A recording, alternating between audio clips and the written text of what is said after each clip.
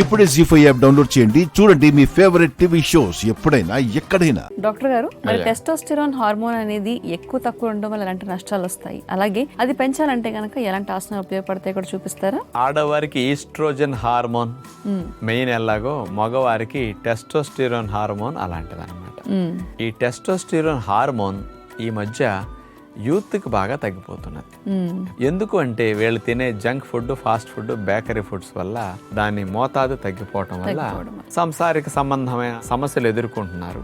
Plus కోరికలు కూడా బాగా తగ్గిపోతున్నాయి. దీన్ని న్యాచురల్ గా పెంచడానికి ఆహారాలు నేను చాలా చెప్తున్నా, కానీ ఇక్కడ కొన్ని ఆసనాలు చేయటం వల్ల ఈ టెస్టోస్టెరాన్ హార్మోన్ ని బాగా ప్రొడ్యూస్ చేయడానికి, మగవారికి ఆ వృషణాల భాగానికి బ్లడ్ సప్లైని పెంచడానికి, అక్కడ చెడ్డ రక్తాన్ని త్వరగా బయటికి వెళ్ళేటట్టు ప్రేరణ కలిగించడానికి కొన్ని వ్యాయామాలు స్పెషల్ గా ఉంటాయి.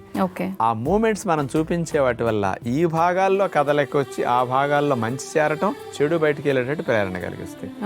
అవేంటో చూడండి. మొదటిది, స్ట్రైట్ గా నుంచున్న తర్వాత కుడి కాలుని మోకాల దగ్గర నుంచి బెండ్ చేస్తాం. కుడి పాదం సీటు దగ్గరికి వెళుతుంది. ఎడమ కాలు మీదే శరీరాన్ని నుంచి బ్యాలెన్స్ చేసుకుంటాం. ఈసారి కుడి కాలాన్నిచ్చి ఎడమ కాలును వంచేసి ఎడమ పాదం సీటు భాగం దగ్గరికి వెళుతుంది. మోకాళ్ళ భాగంలో కాస్త ఫ్లెక్సిబిలిటీ రావటం కోసం అలా చేసిన తర్వాత ఫస్ట్ ఎక్సర్సైజ్ ఇప్పుడు ఎలా చేయాలంటే, స్ట్రైట్ గా నుంచుని ఎడమ కాలుని మోకాల దగ్గర నుంచి మడుస్తాం. పద్మాసనం వేయాలంటే చూడండి, కుడి తోడ మీద ఎడమ కాలుని ఎట్లా పెడతాం అట్లా పెట్టేసేసి శరీరాన్ని అలాగే ఉంచాలి. ఈసారి ఎడమ కాలు తొడపైన కుడి పాదాన్ని అట్లా పెట్టేసి ఉంచాలి. ఒక 7-8 రౌండ్స్ కానీ 10 రౌండ్స్ కానీ ఇట్లా చేయగలిగితే బాగుంటుంది. ఈ రెండు చేసిన తర్వాత స్ట్రైట్ గా నుంచొని చేతులు నడుము మీద పెట్టిన తర్వాత ఎడమ కాలుని స్ట్రైట్ గా ముందుకు లేపి చాపాలి. మళ్ళా బ్యాక్ కి మోకాలు బెండ్ చేయకుండా ఎంతవరకు వెళితే అంతవరకు తీసుకెళ్ళాలి. ఇలా ఎడమ కాలు చేసిన తర్వాత ఈసారి కుడి కాలుకి, ఎడం కాలు మీద మనం నుంచుంటాం. కుడి కాలుని మోకాలు వంచకుండా పైకి లేపి ఎడం చేత్తో కుడి పాదాన్ని అట్లా తాకుతాం.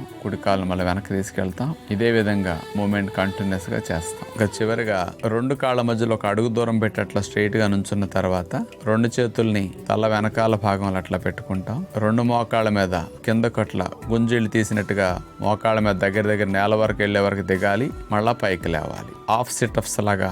దీనివల్ల పొత్తి కడుపు భాగానికి చాలా మేలు జరుగుతుంది. ఈ 4 వ్యాయామాలు మగవారికి టెస్టోస్టెరాన్ హార్మోన్ పెరగటానికి బాగా ఉపయోగపడతాయి. ఇలాంటి వ్యాయామాలతో పాటు మగవారికి టెస్టోస్టెరాన్ హార్మోన్ బాగా పెరగటానికి జ్యూసుల్లో దానిమ్మ జ్యూస్ చాలా మంచిది. మగవారికి దానిమ్మ జ్యూస్ తాగితే అంగానికి కూడా బ్లడ్ సప్లై బాగా వెళుతుంది. ప్లస్ టెస్టోస్టెరాన్ హార్మోన్ కూడా పెరుగుతున్నది అని సైంటిఫిక్ గా రుజువైంది. కుదిరితే 200 ml ఉదయం, 200 ml సాయంకాలం అయితే 18-20 రోజుల్లోనే ఫలితం కనపడుతున్నదని ఉంది.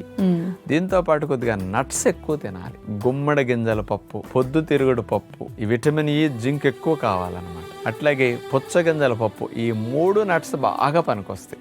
అందుకని ఈ 3టిని నానబెట్టి ఎక్కువగా తింటూ ఫ్రూట్స్ బాగా తినేయండి. ఒక ఆహారంగా టెస్టోస్టెరాన్ ఒక 20 రోజులు నెల ఫాలో అయ్యేసరికి నార్మల్ లెవెల్కి వెళ్ళిపోతుంది. బెస్ట్ గా మీరు అనుకున్నట్టు హార్మోన్ లెవెల్స్ కరెక్ట్ గా ఉండటం కోసం ఇది స్టార్ట్ చేయండి. అనుమానం ఏమైనా ఉంటే ముందే టెస్ట్ చేసుకుని అందరూ చూసుకోండి, ఇది ఫాలో అవ్వండి. మరి టెస్టోస్టెరాన్ హార్మోన్ తక్కువగా ప్రొడ్యూస్ అయ్యే వాళ్ళందరూ కూడా ఎలాంటి వ్యాయామాలు చేయాలో ఈరోజు డాక్టర్ గారు చూపించారు. కాబట్టి డాక్టర్ గారు చూపించినట్టు అందరూ కూడా మీకు ఆ లెవెల్స్ తెలియకపోతే ఒకసారి టెస్ట్ చేయించుకుని, ఒకవేళ తక్కువ ఉంటే కనుక ఈ వ్యాయామాల్ని, యోగాసనాల్ని ప్రాక్టీస్ చేసుకోండి. జీ5 యాప్ డౌన్లోడ్ చేసి అన్ని ఎపిసోడ్స్ పూర్తి ఉచితంగా చూడండి.